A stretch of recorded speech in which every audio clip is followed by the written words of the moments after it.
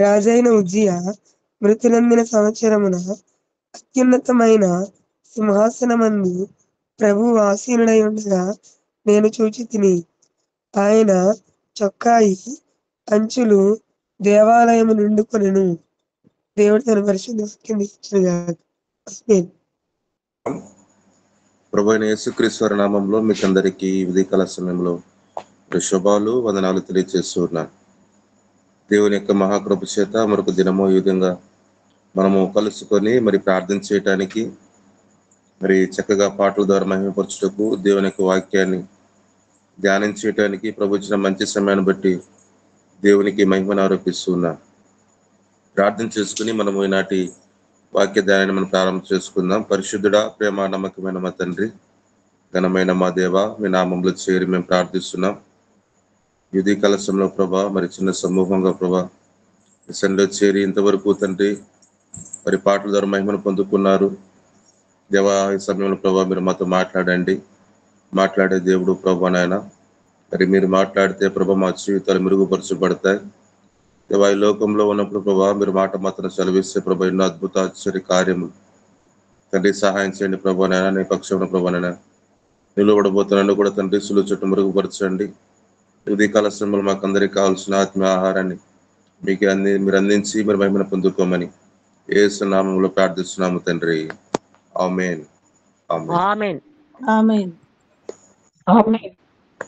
Right, మంచిది. ప్రియమైన దేవుని ప్రజలారా, దేవుని సన్నిధిలో మనం చేరి ఉన్నాం కాబట్టి కొంత సమయము దేవుని యొక్క వాక్యాన్ని మనము ధ్యానం చేద్దాం. యెషయా గ్రంథము 6వ అధ్యాయం 1వ వచనంలో ఒక చక్కటి మాట మనం చూస్తున్నాము. రాజైన ఉజ్జియా మృతి పొందిన సంవత్సరమున అత్యున్నతమైన సింహాసనమునందు ప్రభు ఆసీనుడై ఉండగా నేను చూచితిని అనే మాటని ఇక్కడ మరి గ్రంథకర్త మనకు తెలియజేస్తూ ఉన్నాడు. ఈరోజు మనకు అంశం ఏంటంటే దర్శనం యొక్క అనుభవాలు. బైబిల్లో మరి ఎన్నో దర్శనాలు మనం చూడవచ్చు. ప్రియమైన దేవుని ప్రజలారా, మోషేకి దేవుడు మరి దర్శనం ఇచ్చాడు. దేవుని యొక్క మహిమ దర్శనాన్ని మోషేకి మరి కలిగించినట్టుగా మనకు అందరికీ తెలుసు. మరి తర్వాత ఇక్కడ మనం చూస్తున్నాము యెషయాకి ఒక గొప్ప దర్శనము. మరి ఇక దర్శనం ఏంటంటే గొప్ప దర్శనాన్ని ప్రభు యెషయాకి తెలియజేస్తూ ఉన్నాడు. మరి సౌలును కూడా దర్శించినట్టుగా మనం ఎరిగిన వారమే. ఆ దర్శనం పేరు ఏంటంటే దేవుని యొక్క కృపా దర్శనం అని మనం గుర్తించాలి.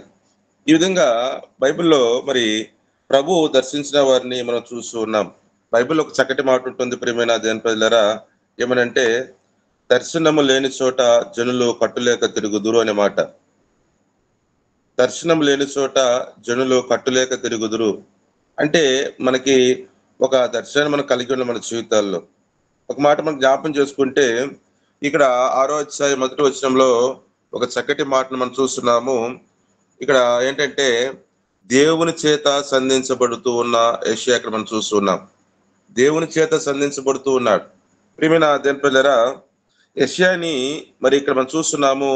దేవుడు సంధిస్తూ ఉన్నాడు. ఎలా సంధిస్తున్నాడంటే యెషయా యొక్క స్థితి ఎలాగున్నది అంటే మరి ఏకాంతంగా ఉన్నాడు. అదేవిధంగా రెండో మాట ఏంటంటే నిశ్శబ్దంగా. ఈ రెండు అనుభవాల్లో ఉన్నప్పుడు ప్రభు మనల్ని దర్శిస్తాడు అన్న విషయాన్ని జ్ఞాపం చేసుకోవాలి. దేవుని యొక్క దర్శనం మనం పొందుకోవాలంటే ఏకాంతమైనటువంటి అనుభవాలకు మనం వెళ్ళాలి. రెండవది ఏంటంటే నిశ్శబ్దంగా. చాలా మంది యొక్క జీవితాల్లో దేవుని యొక్క దర్శనాలు లేవు. ఎందుకంటే మరి బిజీ లైఫ్ అయిపోయింది. సమయంతో పరిగెత్తే రోజులు మనం చూస్తున్నాం. మరి ఏకాంతంగా ఉండటానికి మనుషుడు మళ్ళీ కొన్ని సందర్భంలో ఇష్టపడడు.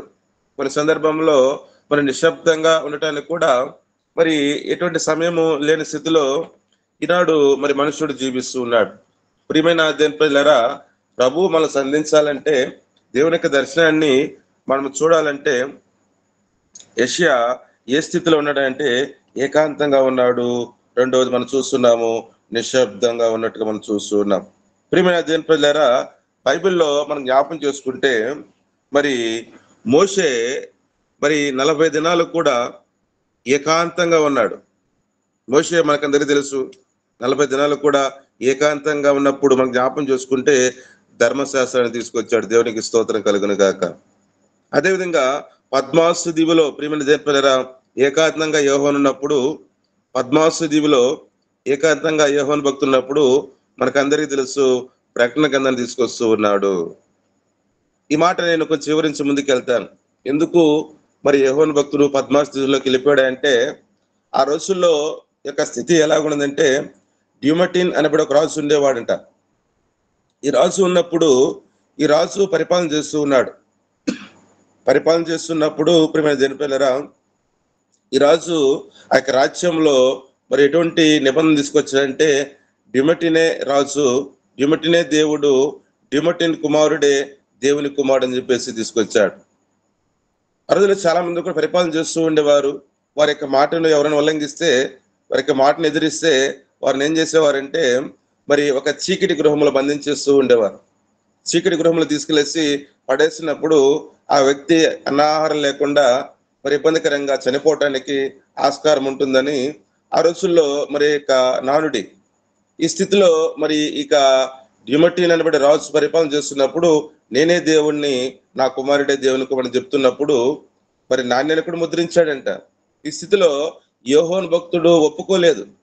యోహాను భక్తుడు మరి నువ్వు దేవుడు కాదు, నీ కుమారుడు దేవుని కుమారుడు కాదు, ఇది నిజమైన దేవుడు, సత్యవంతుడు, ప్రభువైన యేసుక్రీస్తు వారిని ఆయన చెప్పినప్పుడు ఈ రాజు ఏం చేశాడంటే, యోహాను భక్తుని తీసుకెళ్లేసి పద్మాసు దీవిలో మరి వేసినట్టుగా మనం చూస్తూ ఉన్నాం. ప్రియమైన దేవుని ద్వారా ఇప్పుడు ఈ సమయంలో, ఇటువంటి సమయంలో యోహాను భక్తుడు ఏం చేశాడంటే, ఒకనొక దినాన మరి విశ్రాంతి దినము, ఏమండి ఆదివారం నాడు ఏం చేశాడంటే, మరి ఆదివారం కదా, పరిశుద్ధ దినము కదా, ప్రభుని ఆరాధన చేద్దామని చెప్పేసి సిద్ధపడుచున్నప్పుడు తన వెనక ఒక భయంకరమైన శబ్దం వస్తున్నప్పుడు, ఆ స్థితిలో వెనక తిరిగి తీసినప్పుడు ఒక గొప్ప వెలుగు కలిగిన రూపాన్ని చూస్తూ ఉన్నాడు. గుర్తించాడు, ఈ రూపాన్ని నేను ఎక్కడో చూశానే. ఒకనొక సమయంలో ఈ యోహాను భక్తుడికి ప్రభువైన యేసుక్రీస్తు వారు రూపాంతరమైన కొండ మీద నేను పరలోక రాజ్యంలో ఎలాగుంటానో మరి ఆ స్థితిని కనపరిచినప్పుడు అదే రూపం ఇక్కడ పద్మాసులో కనబడుతుంది. ప్రభువైన యేసుక్రీస్తు వారే. యోహాను భక్తుడు మాట్లాడుతూ మరి ఆ స్థితిలో నుంచి బైబిల్ మనకందరికీ తెలుసు, ప్రకటన గ్రంథంలో 7 మరి సంఘాలకు కూడా మరి లేఖనం రాస్తున్నట్టుగా మనకందరూ ఎరిగిన వారమే. అయితే ప్రియమైన దేవుని ప్రజలారా, యోహాను భక్తుడు ఏకాంతంగా ఒక దివిలోకి వెళ్ళినప్పుడు మరి ఒక గొప్ప అనుభవం చూస్తున్నాము. ప్రకటన గ్రంథం తీసుకొస్తూ ఉన్నాడు. మరొక వ్యక్తి ఏంటంటే, యొబ్బేకనే రేవు దగ్గర, ఏమండి యాకోబు మరి యొబ్బేకనే రేవు దగ్గర ఏకాంతంగా ఆగిపోయాడు. ఒక్కడే ఆయన మిగిలిపోయాడు, ఎవరూ లేరు. మరి ఆ స్థితిలో ప్రభా మరి రాత్రి అంతా కూడా పెనుగులాడుతూ ఉన్నాడు. రాత్రి అంతా కూడా పెనుగులాడుతూ, నన్ను దీవించండి, నన్ను ఆస్వాదించండి. ఏమయ్యా యాకోబు, చాలా ధనం ఉంది కదా, అనేక రకమైన గొర్రెలు, ఎన్నో పశు సంపద ఉంది కదా, నీకేంటంటే యాకోబే కావలసిన ఇవన్నీ కూడా భౌతికమైనటువంటి సంపద. అయితే యాకోబే కావలసిన నాకు ప్రభా నీ ఆశీర్వాదం నాకు కావాలి, నీ దీవెన నాకు కావాలని చెప్పేసి ఆ యొక్క యొబ్బేకనే రేవు దగ్గర రాత్రి అంతా కూడా దేవునితో పెనుగులాడుతూ ఉన్నాడు. ఏమండి ఏకాంతంగా యాకోబు వెళ్ళిపోయాడు. జ్ఞాపం చేసుకుంటే దేవుని యొక్క ఆశీర్వాదాన్ని పొందుకుంటూ ఉన్నాడు. ఉదయకాల సమయంలో మనం జ్ఞాపం చేసుకోవాలి, ఏకాంతంగా మనము దేవునితో గడపడానికి మనం ఇష్టపడాలి. ఏకాంతంగా నువ్వు ప్రభుతో సహవాసం చేస్తున్నప్పుడు, ఏమండి నిశ్శబ్దంగా మరి మనం ఉన్నప్పుడు ప్రభు తప్పకుండా మనం దర్శిస్తాడన్న విషయాన్ని మనం జ్ఞాపం చేసుకోవాలి. అయితే ఇక్కడ మనం చూడవచ్చు, యెషయా ఏకాంతంగా ఉన్నాడు, దేవుడు దర్శనం ఇస్తూ ఉన్నాడండి. యెషయా ఏకాంతంగా ఉన్నాడు అంటే మనం జ్ఞాపం చేసుకోవాలి.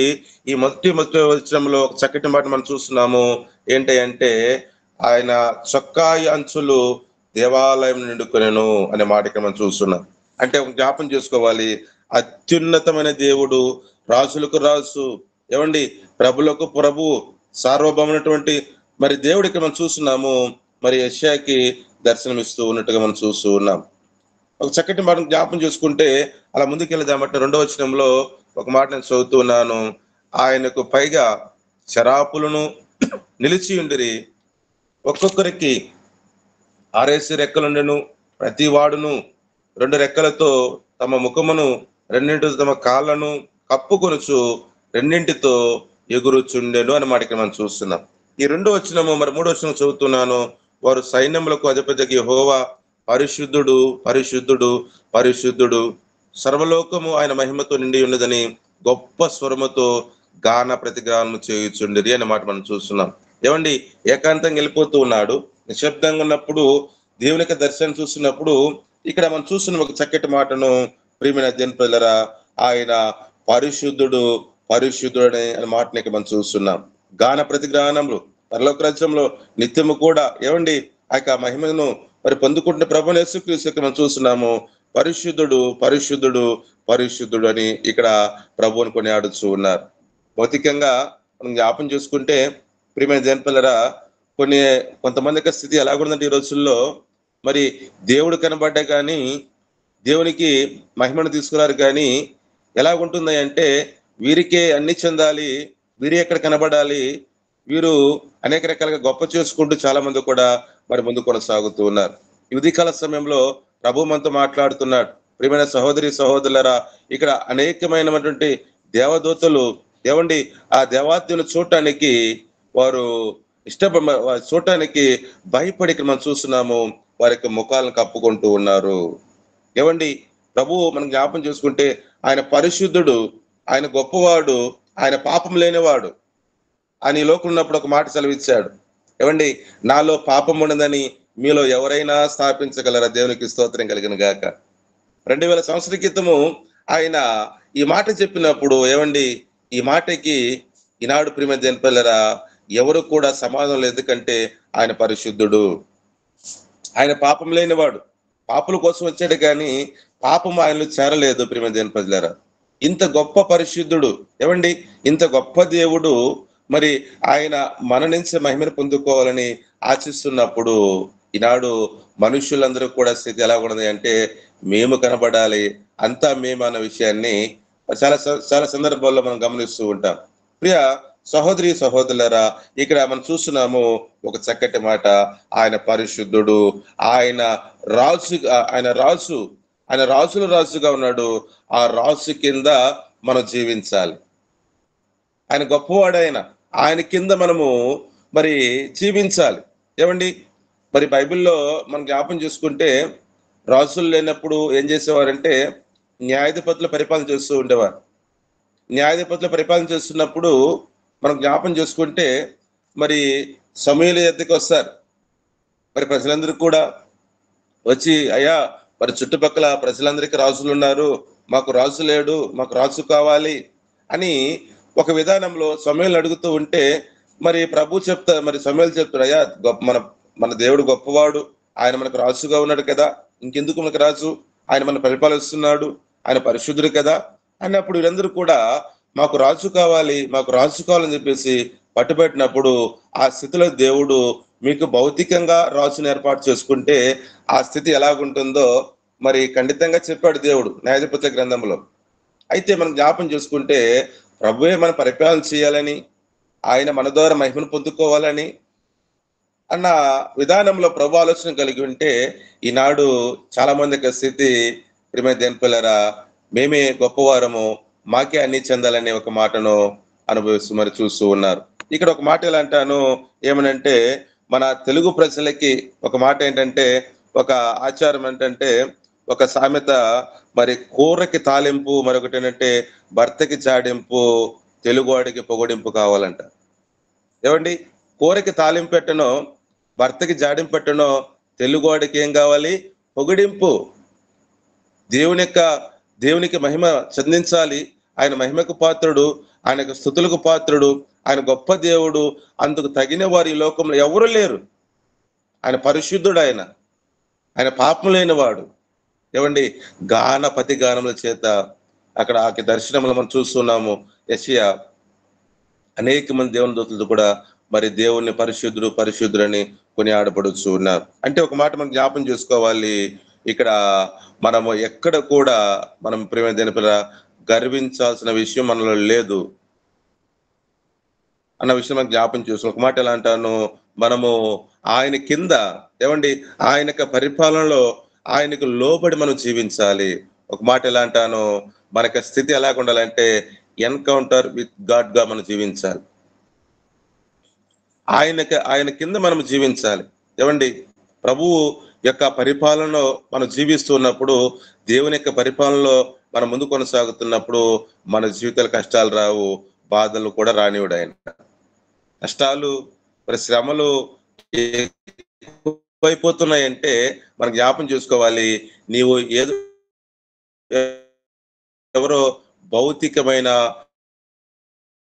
రాజు యొక్క పరిపాలనలో నువ్వు జీవిస్తున్నావు ఉంటే నీ నా జీవితంలో ఎటువంటి కష్టాలు ఆ ప్రభు రానియడనే విషయం జ్ఞాపం చేసుకోవాలి. ప్రియమైన అధ్యయన ప్రజల, ఇక్కడ రెండో మనం చూస్తున్నాము, ఆయన పరిశుద్ధుడు అని మరి దేవదూతలు కొనియాడుతున్నారు. మొట్టమొదటిగా యెషయా ఏకాంతంగా ఉన్నాడు, నిశ్శబ్దంగా ఉన్నప్పుడు ఆ దర్శనం వచ్చింది. ఆ దర్శనంలో యెషయా చూస్తున్నాడు ఏమనంటే ఆయన యొక్క గొప్పతనాన్ని అక్కడ మనం చూస్తున్నాం. ఆయన పరిశుద్ధుడు అని అనేకమైనటువంటి దేవుని దూతలు గాన పదిగ్రామం చేత దేవుని కొనియాడుచున్నారు. నేను ముందుకు వెళ్తున్నాను. అదే 6వ అధ్యాయము 5వ వచనంలో ఒక మాట నేను చదువుతున్నాను. నేను అపవిత్రమైన పెదవులు గలవాడును, అపవిత్రమైన పెదవులు గల జనుల మధ్య నివసించువాడునని మనం చూస్తున్నాం. ఏమండి, ప్రభు దర్శించాడు యెషయాని. ఆ యొక్క దర్శనంలో దేవుని యొక్క మహిమను చూశాడు. ఆయన ఎంత గొప్పవాడు, ఆయన ఎంత పరిశుద్ధుడు చూసినప్పుడు మనం జ్ఞాపం చేసుకుంటే ఆయన చూడగానే ఇక్కడ మనం చూస్తున్నాము యెషయాలో ఒక గొప్ప మార్పు వస్తుంది. ఒక గొప్పగా మాట్లాడుతున్నాడు. ఏమనంటే ప్రేమ దేవుని పిల్లరా, ఇక్కడ దేవుని చేత సంధించబడుతూ ఉన్నాడు యెషయా. దేవుని చేత సంధించబడుతుండే యెషయా. దేవుని చేత ఎప్పుడైతే సంధించాడో ఆ దర్శనంలో గుర్తిస్తున్నాడు, అయ్యో ప్రభా నేను పాపినయ్యా అనే మాట ఇక్కడ మనం చూస్తున్నాం. నేను అపవిత్రమైన పెదవులు కలవాడును అనే మాటను ఇక్కడ భక్తుడు మనకు తెలియజేస్తున్నాడు. దేవుడు చూసినప్పుడు ఒక మాట ఇక్కడ తన యొక్క స్థితిని ఒప్పుకుంటున్నాడు. ఆ యొక్క దర్శనంలో తన యొక్క స్థితిని ఎవరు కూడా చెప్పలేదు. యెషయా నువ్వు పాపివి అని ప్రభువు కూడా అక్కడ మాట్లాడలేదు, సంబోధించలేదు. కానీ ఆ పరిశుద్ధుడైన దేవుని చూసినప్పుడు తన యొక్క స్థితి ఏంటో యెషయా ఇక్కడ గుర్తిస్తున్నాడు. అయ్యో ప్రభా నేను పాపిని, నేను అపవిత్రమైన పెదవులు కలిగిన వాడు అనే మాట ఇక్కడ మనం చూస్తున్నాం. ప్రియమైన దేవుని ప్రజలారా, ప్రభువైన యేసుక్రీస్తు వారు ఈ లోకంలో ఉన్నారండి. ఈ లోకంలో జీవిస్తా మాట చూద్దాం రండి. మరి లూకా సువార్త 5వ అధ్యాయంలో ఒక చక్కటి మాట నేను చదివినిపిస్తారండి. లూకా సువార్త 5వ అధ్యాయము మరి 8వ వచనం నేను చదువుతున్నాను. చక్కటి మాట అక్కడ ఉంటుంది. ఏంటంటే, సీమోను పేతురు అది చూచి యేసు మోకాలు ఎదుట సాగిలపడి, ప్రభువా నన్ను విడిచిపోము, నేను పాపాత్ముణ్ణి. ఏమండి, ఎవరు చెప్పారు? పేతురికి ఎవరైనా చెప్పారా? యేసు ప్రభు చెప్పాడా? అయ్యా నువ్వు పాపివి, నువ్వు పాపాత్ముడివి అన్న విషయాన్ని ఎవరు చెప్పలేదు. కానీ యేసు ప్రభు ముందు నిలబడగానే, ఆ వెలుగు ముందు రాగానే పేతురు యొక్క స్థితిని జ్ఞాపం చేసుకుంటే తెలుసుకుంటున్నాడు, ప్రభువా నేను పాపినయ్యా. ఏమండి, ప్రభువా నేను పాపిని అనే మాటని ఇక్కడ పేతురే ఒప్పుకుంటున్నాడు. అక్కడ ఎవరు కూడా చెప్పలేదు. స్టార్మన్ చేపలు పడ్డాయి. ఏమండి, తన జీవితంలో ఎప్పుడు చూడలేదు. కానీ ఆ స్థితి ఆ వెలుగు ముందు రాగానే పేతురు యొక్క స్థితిని గుర్తిస్తూ ఉన్నాడు. ఈనాడు చాలా మంది కూడా ఏమండి ఈ వెలుగు ముందుకు రావడానికి భయపడుతున్నారు. ఈ గొప్ప వెలుగు, ఈ పరిశుద్ధమైన వెలుగు ఎద్దకు రావడానికి భయపడుతున్నారు. ఎందుకు అయ్యా అంటే, ఒక మాట ఎలా అంటాను, వారి యొక్క స్థితిని ఈ వెలుగు తెలియజేస్తుందని అనేక మంది కూడా భయపడుతూ ఉన్నారు. అనేక మంది కూడా హేళన చేస్తూ ఉన్నారు. ఏమండి, ఈ పరిశుద్ధమైనటువంటి వెలుగు ప్రభు ముందు రాగానే ఇక్కడ పేతురు గుర్తిస్తున్నాడు, అయ్యో ప్రభా నేను పాపాత్ముణ్ణి అన్నమాట. ఏమండి, ఒక మాట చదువుతున్న మరొక మాట యోబు గ్రంథం రండి. యోబు గ్రంథంలో మరొక మాట చదువుతున్నాను. యోబు గ్రంథము 40వ అధ్యాయంలో మరొక మాట చదువుతున్నానండి. 40వ అధ్యాయము 4వ వచనం చదువుతున్నాను. 4వ వచనం చదువుతున్నాను. చిత్తగించము, నేను నీచుడను, నేను నీకు ఏమని ప్రత్యుత్తరం ఇచ్చేదను, నా నోటి మీద నా చేతిని ఉంచుకున్న దేవునికి స్తోత్రం కలిగిన గాక. ఏమిటి, ఎంత గొప్ప అనుభవం కదా. నేను నీచుడును, నేను ఏమని ప్రత్యుత్తరం ఇచ్చేదను, నా నోటి మీద నా చేతిని ఉంచుకోదనుకునేదని మాట. ఎంత గొప్ప అనుభవం కదండి. ఈనాడు ఆ దర్శనంలో ఏమండి, ఇక్కడ మనం జ్ఞాపం చేసుకుంటే ఆ గొప్ప దర్శనంలో ఉన్నటువంటి అనుభవాలు ఏంటి అంటే మనం చూస్తున్నాము. మొట్టమొదటిగా ఏకాంతంగా వెళ్ళిపోయాడు, నిశ్శబ్దంగా ఉన్నాడు, ప్రభు దర్శించాడు. ఆ దర్శనంలో ఆ దేవుని యొక్క గొప్పతనాన్ని చూస్తూ ఉన్నాడు. మూడో మాట ఇక్కడ మనం చూస్తున్నాము ఏంటంటే దేవుని చేత ఒప్పించబడుతూ ఉన్నాడు. ఏమండి, ఒక మాట ఎలా అంటాను, మరి ఒక మాట నేను జ్ఞాపం చేసుకుంటే ఈ లోకంలో ఒక చక్కటి మాట ఉన్నది, ఇరవని మేఘము కురవదు, ఏమండి, పగలనే భూమి మరి పంటనివ్వదు. ఇరగని మేఘము కురవదు,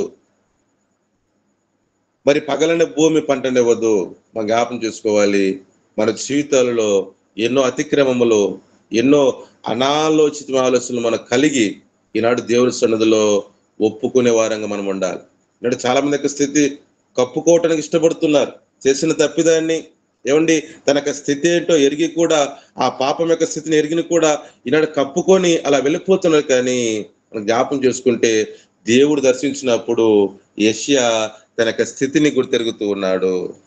తను ఏ స్థితిలో ఉన్నాడో గుర్తెరిగి ఇక్కడ మనం చూస్తున్నాము, ప్రభువా నేను అపవిత్రమైన పెదవుల గలవాడిని అనే మాటను, నేను పాపాత్మున్నయ్యా. ఏమండి, మనం జ్ఞాపం చేసుకుంటున్నాము ఈ ఉదయకాల సమయంలో మరి దర్శనం యొక్క అనుభవాలు. ప్రభు మనం దర్శిస్తే ఆ స్థితి ఎలాగుంటుంది అంటే, ఇక మనం చూస్తున్నాము దేవుని చేత మనం ఒప్పించబడతాము. దేవుని చేత మనము ఒప్పుకుంటాం, మనకి స్థితిని ఎరుగుతాం, మనకి పరిస్థితి ఏంటి. ఉదయకాల సమయంలో మనం జ్ఞాపం చేసుకుంటున్నాము. నేను ముందుకెళ్తున్నాను. ఈ మూడో మాట, దేవుని చేత ఒప్పించబడిన యెషయాగా ఇక్కడ మనం చూస్తున్నాం. మరొక మాట నేను చదువుతున్నాను, 6వ అధ్యాయం 5వ వచనంలోనే మరొక అనుభవంలోకి వెళుతున్నాను. ఏంటంటే ఒక మాట ఎలా అంటాను, మొట్టమొదటిగా దేవుని చేత ఒప్పించబడుతున్నాడు, తర్వాత దేవుని ముందు కూడా ఒప్పుకుంటూ ఉన్నాడు. దేవుని ముందు ఒప్పుకుంటున్నాడు.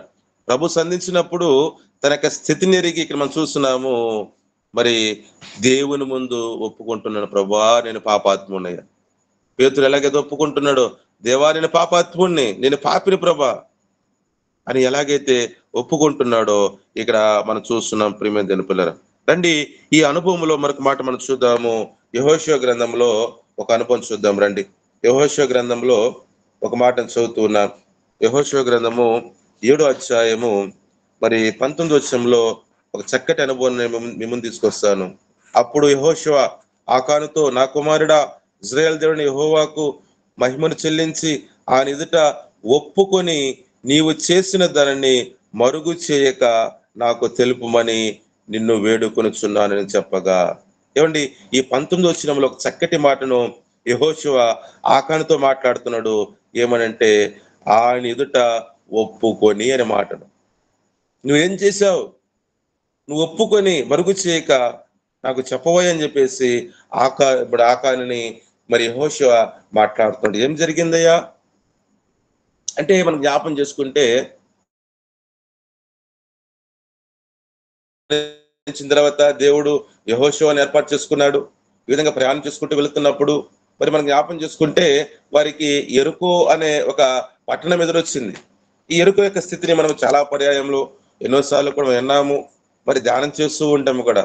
ప్రభు చెప్పాడు, మరి ఇక యెరికో పట్టణాన్ని మీకు అప్పగిస్తాను యెహోషువ, మరి అందులో ఉన్నటువంటి ప్రతి విధమైన వస్తువు కూడా శపితమైనది, ఏది కూడా మీరు తాకకూడదు, ఏది కూడా మీరు ముట్టకూడదు అని ముందుగానే మరి యెహోషువకు దేవుడు చెప్పాడు. యెహోషువ కూడా ఇశ్రాయేలుతో ఇందులో ఉన్న వస్తువు కూడా ఏది కూడా మనము ముట్టకూడదు అన్నప్పుడు, అలా ప్రయాణం చేస్తున్నప్పుడు ఆ స్థితిలో మనం జ్ఞాపం చేసుకుంటే ఆకాన్ ఏం చేశాడు అంటే, మరి ప్రియమైన దేవుని ప్రజలారా, ఆకాన్ మనం జ్ఞాపం చేసుకుంటే మరి సేనాను పై వస్త్రము, అదేవిధంగా మరి 200 తులముల వెండి, 50 మరి తులముల మరి బంగారాన్ని మరి మనం జ్ఞాపం చేసుకుంటే తన దొంగిలించి తన యొక్క గుడారం దాచిపెట్టేస్తాడు. అంటే మరి తన యొక్క స్థితిని నేను చేసింది ఎవరు చూడలేదు కదా. ఒప్పుకోవాల్సినటువంటి ఆకాన్ని ఇక్కడ మనం చూస్తున్నాము. అలా డేరాలో పెట్టేస్తున్నప్పుడు ఒకనొక దినాన మనం జ్ఞాపం చేసుకుంటే హాయి అనే పట్టణం మీదకి యుద్ధానికి వెళ్తారు. హాయి అనే పట్టణం మీదకి యుద్ధానికి వెళ్ళినప్పుడు మనం జ్ఞాపం చూసుకున్న అక్కడ సుమారుగా ఒక 36 మంది మరణిస్తారు. చిన్న పట్టణమే. మీరు కొంతమంది వెళ్ళి అక్కడ యుద్ధానికి వెళ్తున్నప్పుడు చిన్న పట్టణం మీద యుద్ధంలో ఓడిపోయినప్పుడు యెహోషువ ఏమండి భయంకరంగా మరి దుఃఖిస్తూ వేదన చెందుతూ ప్రభు యొద్దకు వచ్చి ప్రార్థన చేస్తున్నప్పుడు ప్రభు చెప్తాడు, అయ్యా మీలో ఒక వ్యక్తి తప్పు చేశాడు, పాపం చేశాడు అని చెప్పినప్పుడు ప్రియమైన దేవుని పేర యెహోషువ అందరి యొద్దకు వచ్చి అడుగుతున్నాడు, ఏమయ్యా వీళ్ళు ఎవరైనా తప్పు చేశారా, ఎవరైనా పాపం చేశారా, ఏమైనా పొరపాటు చేశారా అని అంటున్నప్పుడు ఏమండి ఇన్ని రకాలుగా అవకాశం ఇస్తూ ఉంటే ఆ స్థితిలో ఆకాను ఒప్పుకోకుండా ఏమండి మనం జ్ఞాపం చేసుకుంటే కప్పుకుంటూ ఉన్నాడు.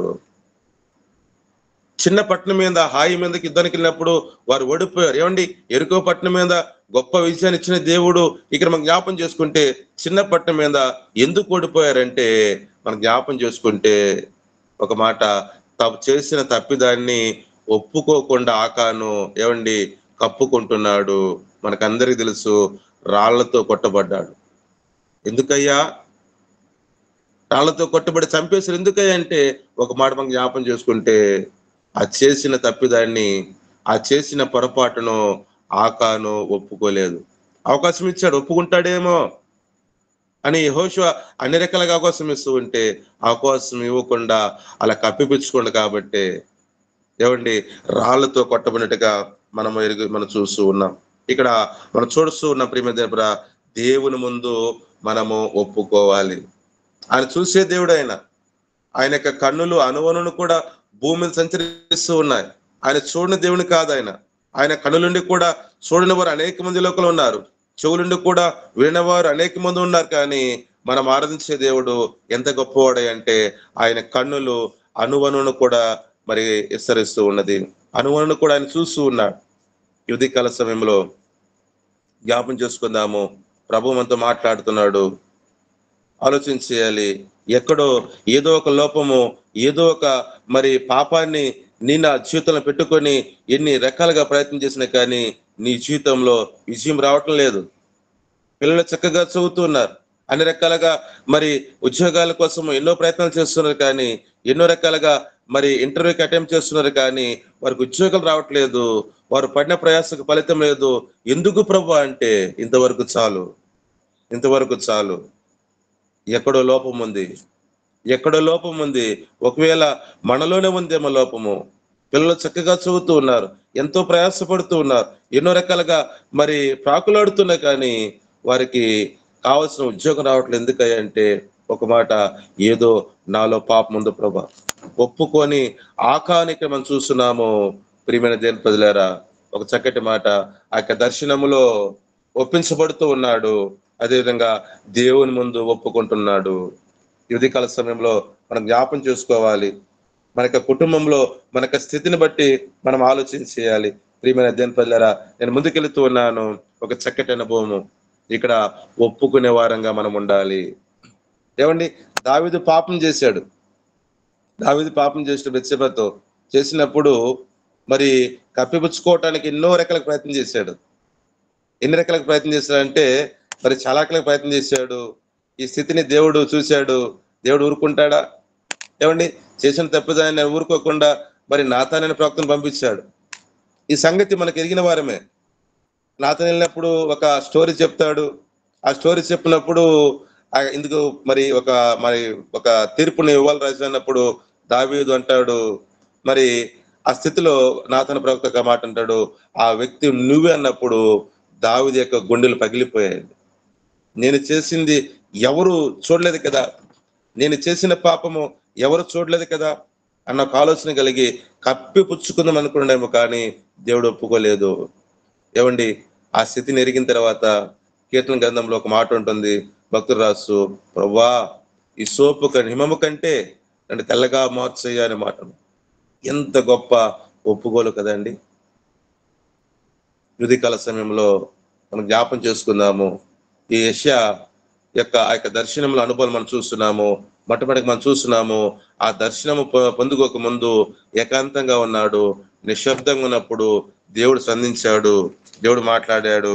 అదేవిధంగా మనం చూస్తున్నాము, రెండో మాట దేవుని యొక్క గొప్పతనాన్ని చూస్తూ ఉన్నాడు, ఆయన పరిశుద్ధుడు అన్న విషయాన్ని గుర్తిస్తూ ఉన్నాడు. మూడో మాటకి మనం చూస్తున్నాము, దేవుని చేత ఒప్పించబడ్డాడు. అదేవిధంగా ఒక చక్కటి మాట మనం చూస్తున్నాము, ఏంటి అంటే దేవుని ముందు ఒప్పుకుంటూ ఉన్నాడు. ప్రభా నేను అపవిత్రమైన పెదవులు కలవాడినయ్యా. ఏమండి ఈనాడు ప్రభు నీ నా పట్ల ఎన్నో అద్భుత కార్యం చేయాలని, ఎంతో ఆశీర్వాదాలు ఇవ్వాలని, ఆయన ఎన్నో రకాలుగా మనల్ని భద్రపరచాలని ఆయన ఆలోచన కలిగినప్పుడు ఆ స్థితిలోనికి మనం వెళ్ళలేకపోతున్నాము. ఎందుకయ్యా అంటే ఇంకను కూడా ఏదో దేవునికి అవిధేయమైన క్రియ మనలో ఉందేమో, నీలో ఉందేమో. ఇంకను కూడా ఏదో దేవునికి వ్యతిరేకమైన పాపము, వ్యతిరేకమైన ఆలోచన, వ్యతిరేకమైనటువంటి ఆ క్రియ ఇంకను కూడా అలా మనలో పెట్టుకొని ఒప్పుకోకుండా ఏమండి కప్పిపుచ్చుకుంటే ఈనాడు రాళ్లతో కొట్టబడ్డాడు ఆకాను. రాళ్లతో కొట్టబడి చంపేయబడ్డాడు. ఎందుకయ్యా అంటే ఒప్పుకోకుండా కప్పుకున్నాడు. దావీదు పాపం చేశాడు, ఒప్పుకున్నాడు. తన యొక్క స్థితిని మనందరూ కూడా ఎరిగిన వారమే. ఈ ఉదయకాల సమయంలో నేను ముగింపులోకి వస్తున్నాను.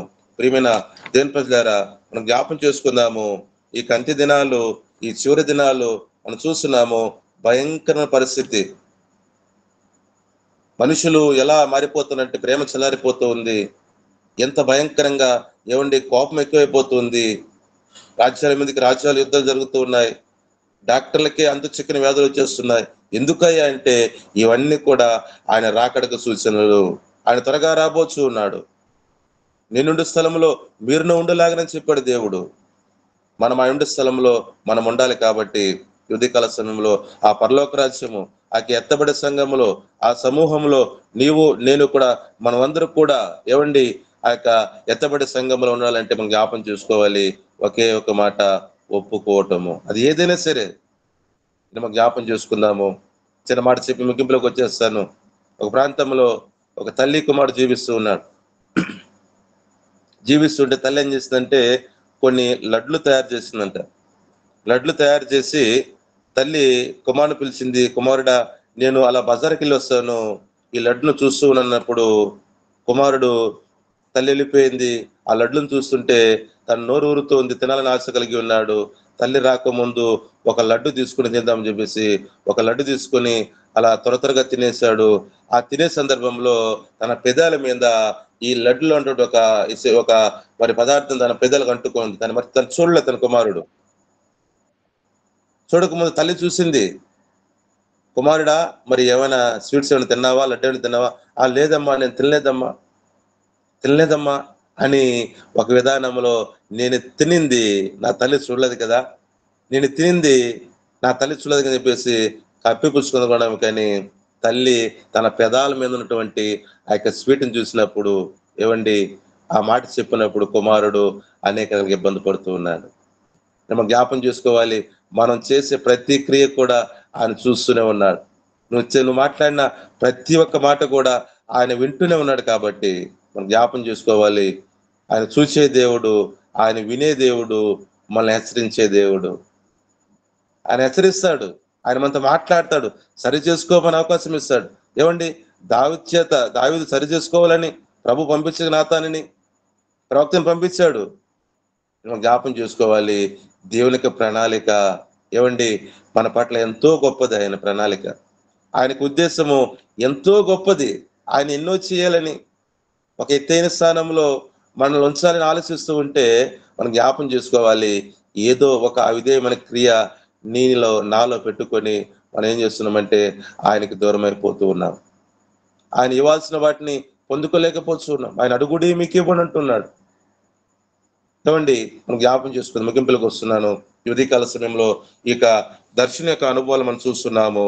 ఈ 3 విషయాలు మనం జ్ఞాపం చేసుకున్నాము. ఆలోచన చేద్దాము. అదేవిధంగా ప్రభు ఈ మాటలు దీవించినట్లుగా చిన్న మాట ప్రార్థన చేసుకుందాం. చిన్న మాట ప్రార్థన చేద్దాం. మెచ్చిన వారు అక్కడ తల్ల ఉంచి ప్రార్థనలు ఏకీభవిద్దాం. మరొకసారి ప్రభు తన మెల్లన స్వరాన్ని వినిపించుండగా జ్ఞాపం చేసుకుందాము. 3 విషయాలను జ్ఞాపం చేసుకున్నాం. దేవుని చేత సంధించబడ్డ యెషయా, సంధించబడిన తర్వాత ప్రభు ఎంతో గొప్పవాడు చూశాడు. ఆయన పరిశుద్ధుని గురించి గుర్తెరిగాడు. 3దిగా మనం వింటూ ఉన్నాము ఏంటంటే దేవుని చేత ఒప్పించబడ్డాడు. అదేవిధంగా తన యొక్క స్థితిని ఎరిగి దేవుని ముందు ఒప్పుకుంటున్నాడు. నేను పాపాత్ముడిని, నేను అపవిత్రమైన పెదవుల గలవాడిని అనే మాటను ఒప్పుకుంటున్నాడు. ఈ ఉదయకాల సమయంలో మనం జ్ఞాపం చేసుకుందాము. తలలో ఉంచుదాం. ప్రభు ఈ మాట దీవించును గాక. ఆమేన్, ఆమేన్. అయ్యా వందనాలు. మన ప్రేమ నమ్మకం కలిగిన మా ప్రియ పరలోకపు తండ్రి, పరిశుద్ధుడా, నీ బంగారు పాదాలకు వందనాలు చెల్లించుకుంటున్నాం నాయన. గడిచిన కాలం అంతయో నీ రెక్కల చాటున మమ్మల్ని భద్రపరిచి కాచి కాపాడు నాయన. సజీవులుగా ఉంచి నా తండ్రి సమయం ఉంది రీతిగా నాయన నీతో ఉండుటకు నీతో గడుపుటకు నా తండ్రి మాకు ఇచ్చిన ఈ అవకాశాన్ని బట్టి నీ యొక్క ధన్యతను బట్టి నాయన నీకు వందనాలు చెల్లించుకుంటున్నాం. ఈ సమయం చూడలేక ఎంతో మంది గతించిపోయి ఉంటారు నా తండ్రి. వాళ్ళకంటే గొప్పవారమే కాదు కానీ నా తండ్రి అయ్యా నీ యొక్క కృప నీ యొక్క వాత్సల్యత మా మీద చూపించిన విధానమును బట్టి నీకు వందనాలు.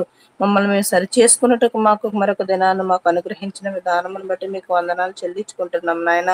ఈ దినమందు నా తండ్రి మొదటగా మీతో గడుపుటకు నా తండ్రి మీలో గడిపి నా తండ్రి ఇదిగో నాయన అనేక విషయాలు మేము తెలుసుకున్నట్టుకు మాకు ఇచ్చిన ధన్యతను బట్టి నీకు వందనాలు చెల్లించుకుంటున్నాం నాయన. ఇదిగో నా తండ్రి ఏ విధంగా అయితే నా తండ్రి నాయన నీవు చూచినప్పుడు నా తండ్రి నాయన మమ్మల్ని మేము సరి చేసుకొని మేము మీకు కనపడుటకు సహాయం దయచేయండి అయ్యా. మా విజ్ఞాపనలు నా తండ్రి మీరు వినినప్పుడు నా తండ్రి నాయన మేము చేసే విజ్ఞాపనలు నా తండ్రి సరి అయినవో లేదో నాయన మేము సరి చేసుకున్నట్టుకు సహాయం దయచేయమని అడుగుతున్నాం నాయన. మా జీవితాలు మేము చక్క పెట్టుకున్నట్టుకు సహాయం దయచేయమని వేడుకుంటున్నాం నా తండ్రి. ఈ వాక్యానుసారంగా మేము జీవించుటకు సహాయం దయచేయను నా తండ్రి నాయన. మమ్మల్ని మనం సరి చేసుకున్న నా తండ్రి నాయన ఇదిగో నా తండ్రి మా కుటుంబాలను అయితేనేమో నా తండ్రి మా చుట్టుపక్కల వాళ్ళని అయితేనేమో నా తండ్రి మేము నా తండ్రి ఇదిగో నా తండ్రి నాయన నీ దగ్గరికి మేము వాళ్ళని తెచ్చుటకు సహాయం దయచేయమని అడుగుతున్నాం నా తండ్రి నాయన. మా జీవితాల్లో నా తండ్రి సాతానికి మేము ఇంపార్టెన్స్ ఇవ్వకుండా నా తండ్రి నాయన నీ వైపు చూచున్న తండ్రి ప్రతి విషయంలోనూ నా తండ్రి నాయన నిన్ను గణపరచు వారంగా మేము ఉండుటకు సహాయం దయచేయండి నా తండ్రి. ఈ వాక్యం ద్వారా మేము అద్భుతాలు చూచుటకు సహాయం దయచేయండి నాయన. నిన్ను ప్రార్థించినప్పుడు నా తండ్రి మాకు అనేక ఈవులు నీవు దయచేసిన విధానం బట్టి నీకు వందనాలు చెల్లించుకుంటున్నాం నాయన. సహాయం చేయండి నా తండ్రి. ప్రతి విషయంలో కూడా నా తండ్రి కృతజ్ఞతాస్తుతులు మేము చెల్లించుటకు సహాయం దయచేయమని అడుగుచున్నాం నాయన.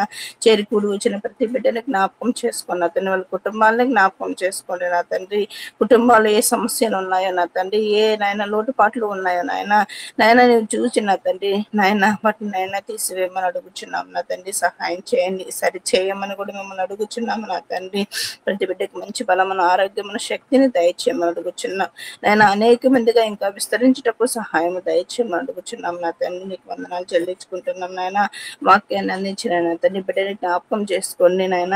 ఆయన పరిచర్యని జ్ఞాపకం చేసుకోండి తన కుటుంబాన్ని జ్ఞాపకం చేసుకోండి నా తండ్రి. పరిచర్యలు ఇంకా నాయన ఎదుగుటకు నా తండ్రి నాయన ఇంకా అనేక ఆత్మను సంపాదించుటకు నా తండ్రి నాయన నేను కావాల్సినటువంటి జ్ఞానమును కూడా నీ బిడ్డకు దయచేయమని అడుగుచున్నాం నా తండ్రి. సహాయం చేయండి. ఈ దిన దీవెనలతో మమ్మల్ని అందరినీ నింపండి. వాక్యం ద్వారా నా తండ్రి మేము మళ్ళీ నెమర వేసుకొని నా తండ్రి ఆ ప్రకారం మేము జీవించుటకు నా తండ్రి సహాయం దయచేయమని వేడుకొచ్చున్నా తండ్రి. నువ్వు చూచినప్పుడు నీకు ఇష్టకరమైన బిడ్డలుగా మేము ఉండుటకు సహాయం దయచేయమని అడుగుచున్నా తండ్రి నాయన. మా ప్రవర్తన అంతటిలో నా తండ్రి నీ అధికారములకు ఒప్పుకొనుటకు సహాయం దయచేయమని వేడుకొంచు నాయన. నేను చేసిన ఈ ప్రాంతాలు నా తండ్రి నాయన ఏమైనా తప్పుదయాలు ఉంటే క్షమించమని మీ ప్రియ కుమారుడైన యేసయ్య పరిశుద్ధ నామం పేరిట అడిగి వేడుకొంచున్నాం మా తండ్రి. ఆమేన్. ఆమేన్. ఆమేన్. ఆమేన్.